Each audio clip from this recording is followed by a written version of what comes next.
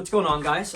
Today I want to talk about making shoes for your clothing brand, what I think is still kind of an untapped opportunity, how to do it if you do or don't have capital, and then just kind of get into why you should do it, and just presenting the opportunity. And without further ado, let's get into it. Okay, so first of all, why should you go about making shoes for your clothing brand? So simply put, they almost always go viral, honestly, as the barrier to entry has gotten lower for clothing brands and whatnot. Shoes still remain something naturally due to the capital and creativity. Even if you want to do something as simple as ripping a Vans or a Nike Dunks, there's still plenty of opportunity there to do it well and unique enough to still have success with it. But today I want to focus on some other brands that have done it well, creating some different silhouettes. Whether you like them or not, objectively or subjectively, I still think there's a lot to learn from them. So the first brand I want to look at is Keto Wears. They're actually based up here in Indiana in Bloomington. Over 100,000 followers, have gone crazy almost solely off shoes. So again, they hit up the Nike Dunks with these Passion of Christ, and then they did their own Birkenstock clog. And obviously, I'm sure you've seen a lot of iterations of this. But yeah, you can either A, use an existing silhouette, which is probably going to be easier with lower capital, or what a lot of brands have been doing is doing these type of molds and doing different designs this way. I think this is a very smart way to go about it if you're, again, low on capital but still trying to do something unique. We have these Jack runners here by Keto. These went crazy. As you'll see with a lot of these, almost all went crazy, selling at probably between $100 to $150 is kind of the sweet spot for a lot of these shoes and whatnot. I can guarantee their margins are pretty good on these. I mean, these molds aren't super expensive to bulk produce. The most expensive part is probably just the actual making of the mold, which I would imagine, again, I don't have any experience doing this. It's something I'm still trying to get into. But from what I've seen other people, maybe like $1,000 to $2,000, maybe around there, to get that mold done. We have these crazy right here, these Fossil X Jag boots, different colors. Again, if you find something that works, going through different colorways or iterations of it is a great way to go about it. And then we even have recently here these medieval mules. So obviously mules are very in, but they still made their own iterations with the whole medieval theme and then did some cool photos, really driving home that aesthetic. We have these mummy mules again. So just a quick example of a brand that has been able to iterate on shoes, being able to take some existing silhouettes but still make it somewhat unique. It's not like they just took a dunk and changed the colors. Like, they at least did some new elements to it. But with that, I want to move into Bravest Studios, who I think has done a slightly better job at maybe making some more like eye-catching and unique pieces. Whether you think these are completely stupid or not, it's honestly irrelevant because they've all performed very well on social. At the minimum, they've acted as like a marketing ploy to bring people to the brand, which ends up selling other products. So yeah, we have stuff like these foot clogs, like the Hulk. We have these right here, these runners, which are kind of like an iteration of, I don't even know exactly, maybe like an Asics, even like a Balenciaga kind of runner. They've gotten really popular for these bear claws. Again, I don't think it probably cost them too much money to make these. Obviously in bulk, it's pretty simple. The most expensive part of all of this is gonna be the sampling costs. But I would imagine for no more than a couple $1,000s tops, they were able to get a lot of these done. And yeah, they're crushing it on all of these. These are all performing well. Again, we have like Birkenstock clog things. Doing different designs or prints on a lot of these is going to be successful. But what I really like, maybe not from like the actual like wearability, but is some of these things like these toe slippers. Like, they just look outrageous, but they perform well on social. That is a really good marketing ploy, and they're still selling incredibly well. We have more iterations of the bear clogs. And then they also had, I might have to scroll down further, they had these like brain shoes. Again, just like almost like the more like weird and out there it is, the better. And I'm going to show some other examples of brands that I think are more kind of did a more like creative but not too out there and very wearable iterations. And I think these first ones I'm showing you are for those people that just need to get their brand on the map and maybe even generate some serious cash flow.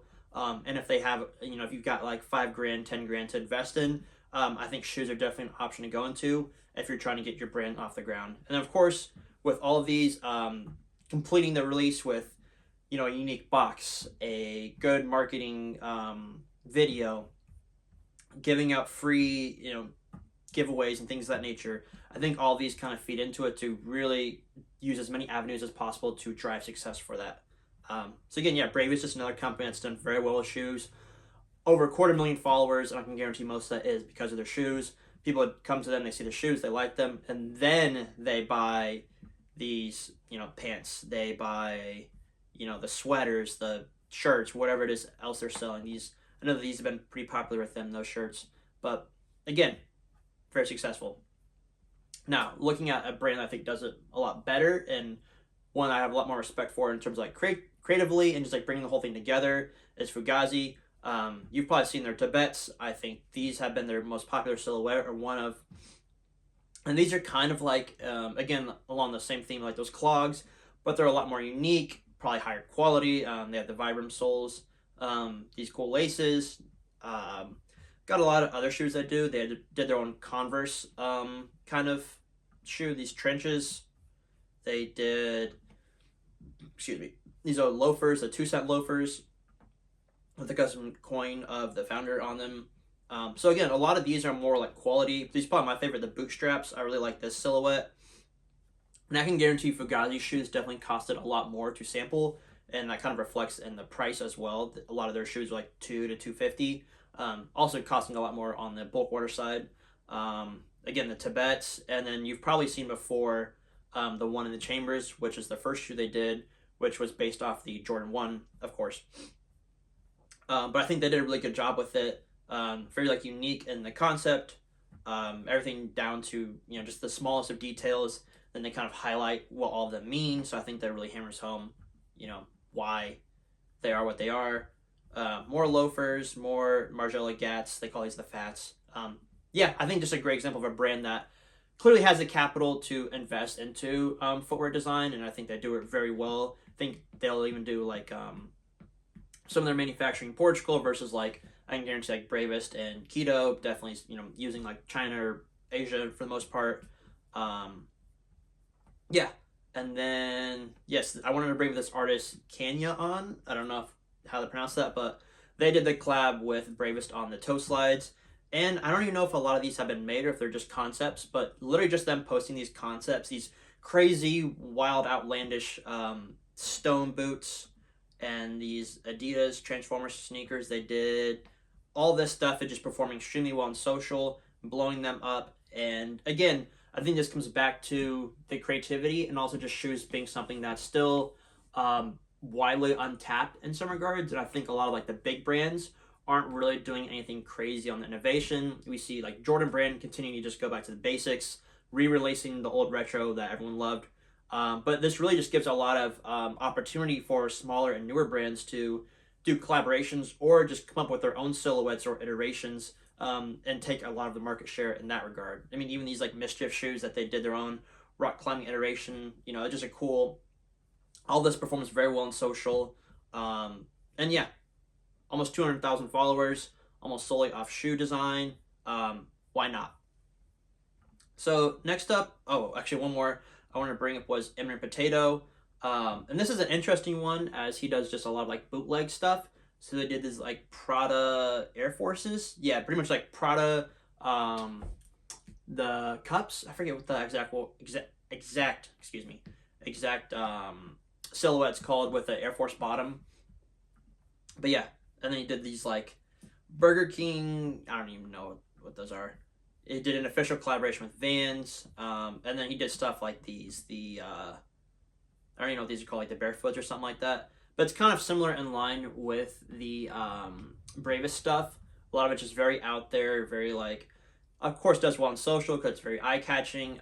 He did these lobsters, which were just the Yeezy foam runners with a different design on them. I think I actually have, I have them a pair right here. It's literally just, I don't even know why I bought these, but they're just kind of crazy in that regard.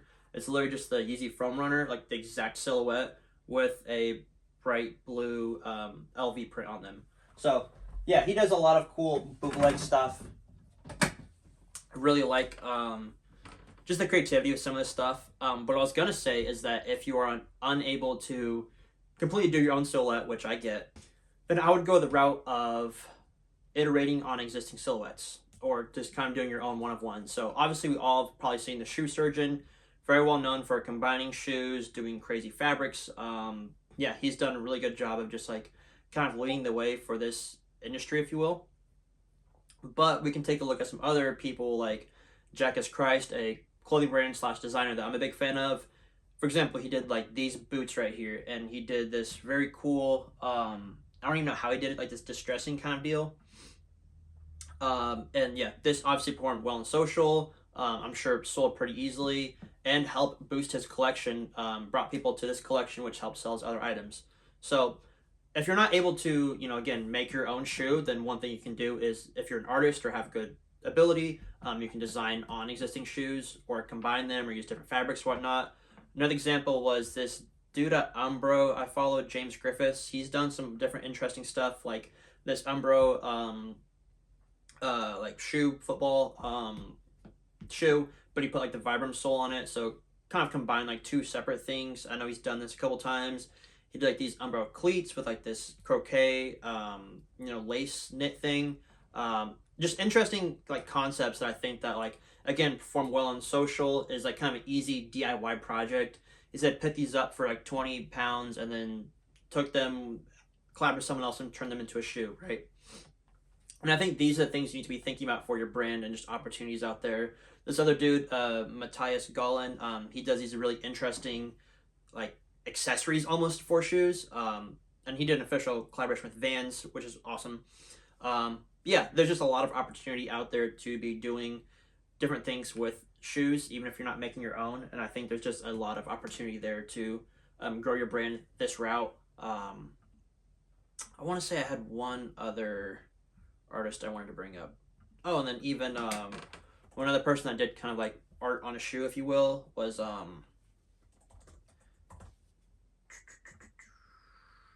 Teddy Opong. He recently went viral for these Doc Martens. So he had kind of a twofer with doing his own like artwork on them. He's been doing this for a while. This is kind of like his art style. But then he also did this really cool concept where the bottom and the tops are separated and you can kind of combine them differently. So right here we have the traditional loafer, but then you can unzip it and put like a boot upper onto a lower from a loafer. So again, a lot of these are cool like DIY projects that perform well in social, can grow your brand, and are just really good ways and avenues of getting attention at the end of the day was what we're trying to do for our brands. And you can apply this to really like a lot of other things. Finding the untapped opportunity with whatever products are out there in your industry. I think in fashion, just shoes happens to be the one. Of course, everyone loves to show off their shoes. Shoes are still very untapped in my opinion. And again, I think a lot of the big brands still come up with some cool releases, but oftentimes they're kind of missing the mark or just kind of overplaying what's proven to work. And this gives a lot of opportunity for smaller artists and brands and people to really do their own thing and capture market share because of that. So that's more or less all I've got for today. Again, going to be trying to do a video a day. Appreciate all the support as normal. Leave a like, comment, subscribe. And I read all the comments, guys. So please give me more feedback as I try and improve this. And anything else you want to hear about, let me know. But yeah, that's all I got for today. And until then, I'll see you guys next time. Thanks.